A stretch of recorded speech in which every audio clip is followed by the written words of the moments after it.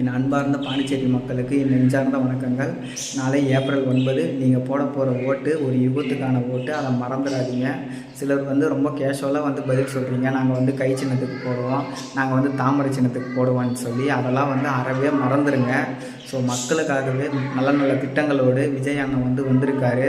So அதெல்லாம் analysis பண்ணி பாருங்கள். அதெல்லாம் ஃப்யூச்சரில் யூஸ்ஃபுல்லாக இருக்குமான்றதை பாருங்கள். மாணவர்களுக்கு எஜுகேஷனில் இருந்து சேஃப்டியில் இருந்து எல்லாமே பண்ணியிருக்காரு. அதேமாதிரி பெண்களுக்கும் சேஃப்டியிலேருந்து எஜுகேஷன்லேருந்து எல்லாமே பண்ணியிருக்காரு. ஃபேமிலி ரிலேட்டடாகவும் பண்ணியிருக்காரு. ஸோ இதெல்லாம் அவர் கண்டிப்பாக பண்ணுவார். ஒரு நல்ல மனுஷன். அதுவும் இல்லாமல் ஒரு பயம் இருக்கும். புதுசாக ஒருத்தவங்கக்கிட்ட ஆட்சி போச்சுன்னா ஒரு பயத்தில் பண்ணுவாங்க. நம்ம ஸ்கூல் காலேஜெல்லாம் பார்த்துருப்போம். ஒருத்தவங்ககிட்ட லீடர்ஷிப்பை புதுசாக கொடுத்தீங்கன்னா ஒரு பயத்தில் அவன் எல்லாத்தையுமே பண்ணுவான். ஸோ அதை மறந்துடாதீங்க. ஒரு புது வாய்ப்பை கொடுங்க. சிலர் அந்த கேஷுவாலிட்டிலாம் விட்டுருங்க. ஒரே ஒரு முறை ஏன் விஜய்க்கு போடணும் அப்படின்னு சொல்லிட்டு நினச்சி ஒரே ஒரு முறை வாக்களிங்க. அவர் நல்லது பண்ணுவார். நல்ல மனுஷன், நல்லது பண்ணுவார். நாங்கள் நம்புகிறோம், நீங்களும் நம்புவோங்க. பாண்டிச்சேரியிலேருந்து மாற்றங்கள் தொடங்கட்டும்னு நாங்கள் விரும்புகிறோம். ஸோ மறக்காமல் ஓட்டளிங்க. வெற்றி நிச்சயம்.